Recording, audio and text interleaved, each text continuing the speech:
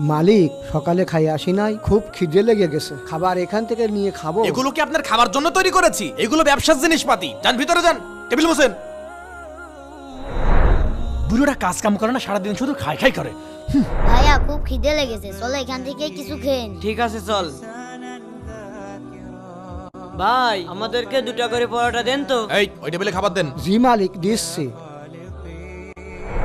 ভাই আমার কেন জানি খেতে মন চাচ্ছে না। কেন? তুই তো আমাকে বললি হোটেল থেকে খেয়ে আসি। দেখ তো যা মনে হয় তাই কর। আমি এক কাজ করি, ওই কর্মচারীকে এই খাবারগুলো দিয়ে দিই। দাদু এদিকে আসেন, এই খাবারগুলো আমার খেতে মন চাচ্ছে না, আপনি নিয়ে খেয়ে নিন। কেন? জানি না কেন খেতে মন চাচ্ছে না। আরে ভাই তোমরা ওনার চিন্তা করো না, তোমরা খেয়ে নাও। আমি এই খাবারগুলো না খেলে খাবারগুলো নষ্ট হবে। নিন দাদু নেন।